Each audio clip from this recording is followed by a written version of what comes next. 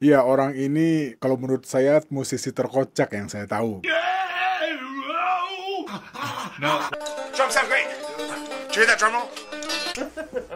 Celebrate me. Dia dicintai oleh para musisi senior, disegani oleh sesama rekan musisinya, dan dikagumi oleh para musisi muda dan pastinya para penggemarnya. Dia punya karir yang diidam-idamkan oleh para musisi dunia. Jadi drummer terkenal, vokalis terkenal juga udah, dan dia punya studio yang luasnya hektaran. Dan bikin film juga udah. Tapi mungkin nasib berkata lain untuk hubungan persahabatannya. Dia sudah kehilangan 2 sahabat selama kesuksesan karir musiknya. Yang pertama, kehilangan sahabat sekaligus vokalisnya di Nirvana, dan yang kedua adalah kehilangan sahabat sekaligus drummernya di Foo Fighters. Ini dia, Dave Grohl. Some people are great drummer, some people are great guitarists. Dave is both.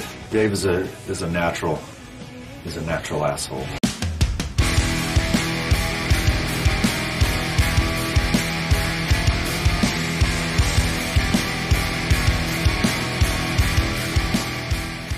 Assalamualaikum, halo teman-teman, selamat datang kembali di channel saya. Ya, memasuki hari kedua lebaran, gimana? Pada masih kuat buat makan opor? Atau udah berapa kali nih ngangetin sayur opor ayamnya? Oke, kali ini kita bakal bahas seorang drummer. Ya, Dave Grohl. Siapa yang nggak tahu Dave Grohl? Everybody knows him. Ya mungkin selain orangnya juga humble dan kocak, dia juga pintar berteman dengan siapapun. Ya, terbukti teman-temannya mulai dari musisi senior sampai musisi junior tahu dengan Dave Grohl. Tapi walaupun punya karir yang cukup bagus di dunia musik dan boleh dibilang semua orang atau semua musisi sangat ingin di posisinya Dave Grohl. Tapi Dave Grohl punya masa kecil yang boleh dibilang kurang beruntung dari anak-anak seusianya. Dia tumbuh sebagai anak yang tidak percaya diri dan pastinya lingkungan yang gak baik untuk perkembangan anak seusianya. Ya, Dave Grohl lahir di Warren, Ohio, Amerika Serikat pada tanggal 14 Januari tahun 69. Nama lengkapnya David Eric Grohl. Dave sangat didukung oleh ibunya, Virginia Jean, yang berprofesi sebagai seorang guru bahasa Inggris. Ibunya sangat mendukung bakat musik Dave dari kecil. Bahkan ibunya membelikannya drum pada saat usianya 7 tahun. Ya, tepatnya pada saat dia merayakan ulang tahun dia yang ke-7. Dave Grohl bercerita kalau dulu dia sempat dilarang bermain musik oleh ayahnya gara-gara nilai sekolahnya jelek pada saat itu. Di sisi lain, ayahnya, James Grohl, adalah seorang guru musik yang juga bermain gitar. Seorang musisi yang memainkan musik jazz dan country. Dave bercerita kalau dia sempat ngambek dan bilang akan pergi dari rumah jika dilarang main musik. Dan katanya dari sanalah awal renggangnya hubungan dia dan ayahnya. Tapi walaupun begitu, ayahnya punya andil dalam membentuk pondasi bermusik Dave Grohl. Ayahnya yang mengenalkannya pada drum, musik rock, dan jazz. Pada usia 6 tahun, dia pindah ke Virginia bersama ibunya setelah orang tuanya bercerai. Sejak saat itu, Dave Grohl tumbuh dan besar bersama ibunya. Ya, mudah-mudahan ibu-ibu yang membesarkan anaknya sendirian selalu diberi kesehatan dan kesabaran. Amin. Dave tumbuh dan menikmati masa remajanya di Springfield, Virginia, sebelum ia merintis karir sebagai musisi. Di masa remajanya, Dave mulai bermain drum dan ikut bermain di berbagai band lokal. Sampai suatu saat, dia bergabung dengan band punk rock yang bernama Scream. Pada saat itu usianya sudah 17 tahun. Pada sebuah konser musik di Washington DC yang diadakan pada bulan Maret tahun 90, pada saat itu Dave sedang bermain dengan bandnya Scream. Tiba-tiba seorang basis berbadan jangkung yang bernama Chris Novoselic tertarik melihat permainannya pada saat itu. Terus bilang, ya kira-kira bahasanya gini, "Bro, ngeband yuk," katanya gitu. Ya, enggak gitu juga sih, ya kira-kira begitulah gitu ajakannya. Walaupun awalnya ragu-ragu, tapi setelah mendengar demo Nirvana dan melihat potensi di dalamnya, pada akhirnya Dave setuju untuk bergabung dengan Nirvana. Dan Dave pun mulai berlatih dengan Nirvana dan tampil tur pertama mereka pada bulan April tahun 90.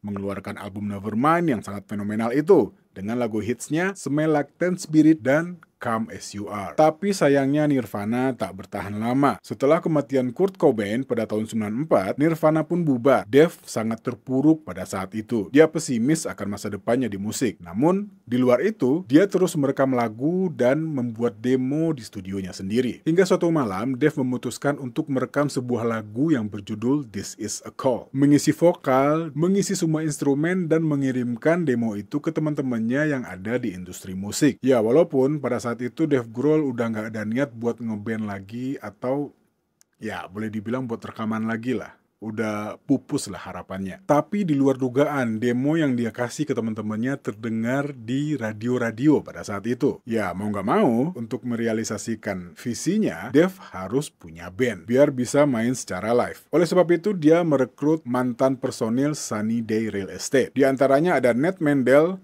ada William Goldsmith, dan sang gitaris Pat Smear yang sebelumnya juga bermain dengan Nirvana sebagai anggotanya pada saat tour. Foo Fighters merilis album debut mereka pada tahun 95 yang berjudul Foo Fighters. Album ini mendapat sambutan positif dan cukup laris di pasaran. Dan sejak saat itu, Foo Fighters terus berkembang dan meraih kesuksesan besar. Menjadi salah satu band rock paling terkenal dan dihormati di dunia. Ya, bukan band besar namanya kalau nggak ada masalah dan intrik di dalam. Saat proses merekam album kedua, Foo Fighters ditinggalin oleh drummernya, William Goldsmith. Ya, masalahnya pada saat itu adalah tiba-tiba isian drumnya William diganti sama Dave Grohl. Padahal, pada waktu itu, Goldsmith sendiri udah menghabiskan waktu 13 jam untuk take drum di album tersebut. Pada saat dia tahu, dia langsung pergi dan meninggalkan surat pengunduran dirinya berikut ungkapan rasa kekecewaannya. Dan Goldsmith pergi meninggalkan band. Ya, tapi belakangan, alasan kenapa Dave Grohl mengganti semua isi rekaman Goldsmith pada waktu itu akhirnya terungkap. Ya, Dave Grohl punya alasan kalau saat dia menulis lagu, hal pertama yang dipikirin sama Dave Grohl ini ya beat drumnya, baru kemudian rhythm gitarnya. Ya, waktu itu selain dia masih muda dan juga penuh ambisi, ya menurut dia apa yang dimainkan sama Goldsmith pada saat itu bukan seperti yang ada di pikirannya. Makanya Dave Grohl berinisiatif buat mengganti semua lagu-lagu yang udah diisi sama Goldsmith. Ya, tapi di sisi lain, sampai sekarang pun kayaknya Goldsmith masih kesel sama Dave Grohl. Setelah Goldsmith mengundurkan diri, Dave menghubungi dan mengajak seorang drummer yang bernama Taylor Hawkins. Sebenarnya, mereka bertemu pada tahun 94. Pertemuan mereka terjadi saat Hawkins menghadiri sebuah konser Foo Fighters di Los Angeles dan bertemu dengan Dave Grohl setelah pertunjukan. Ya, Taylor ini juga bermain di bandnya Alanis Morissette. Jadi sebenarnya Taylor juga nggak yakin buat ngambil tawarannya Dave. Karena dia ya pastinya udah merasa nyaman dengan bermain dengan Alanis Morissette dan Seth Jordan. Tapi akhirnya Taylor memutuskan untuk bergabung dengan Foo Fighters. Ya, ada cerita menarik nih tentang gimana obrolan antara Dave dan Taylor pada saat dia mengajak Taylor Hawkins buat gabung. Ya, dia bilang, ya bahasa kerennya kayak gini. Kalau lo udah latihan sama gua, lo harus jadiin gua sebagai drummer. Kalau enggak, mending gak usah. Dan resmilah Taylor Hawkins bergabung dengan Foo Fighters. Dan sekali lagi, ini bukanlah perjalanan yang mudah buat mereka. Bikin band adalah hal yang gampang, tapi buat bertahan dan terus berjalan, gak segampang kelihatannya. Kejadian ini terjadi sebelum album One by One. Tanpa sebab yang jelas, hubungan antara personil Foo Fighters tiba-tiba memanas. Ya, dan Dave pun mulai bermain drum dengan beberapa band pada saat itu. Ya, mungkin padatnya jadwal tour, harus ketemu tiap hari, dan kondisi mental dan kondisi fisik yang juga udah nggak karu-karuan, ya ditambah juga masalah-masalah kecil kayaknya ya. Akhirnya pada suatu sesi latihan, studio pun meledak gara-gara emosi mereka. Ya, tapi setelah melakukan kontemplasi dan merenung, akhirnya mereka kembali bersatu. Dan lahirlah album One by One. Setelah itu lahirlah album-album selanjutnya yang juga diiringi dengan berpuluh-puluh hingga ratusan konser mereka lewati lagi. Hingga kabar mengejutkan itu datang dari sang drummer Taylor Hawkins di sebuah kamar hotel di Bogota, Kolombia, di mana band itu akan bermain di festival Estero Picnic di ibu kota. Taylor Hawkins ditemukan meninggal dunia. Ada beberapa kesimpulan yang menjadi penyebab kematiannya, mulai dari beberapa zat yang ditemukan dalam tubuhnya hingga ukuran jantung yang membesar. Tapi di luar itu, sekali lagi, Dave kehilangan personil bandnya. Sang drummer, seorang sahabat yang udah menjadi saudaranya selama ini. Dave Grohl sekali lagi harus merasakan bagaimana pahitnya kehilangan orang terdekat di tengah kesuksesan yang udah diraihnya. Ya, tapi di luar itu, Dave Grohl sendiri sampai saat ini masih bertahan dengan segala dukungan dan support yang dia dapat dari lingkungannya, dan ya tetap melanjutkan hidupnya sampai saat ini. Ya, ini sekedar pengingat ya kepada diri kita masing-masing. Masalah umur, rezeki, jodoh itu di tangan Tuhan.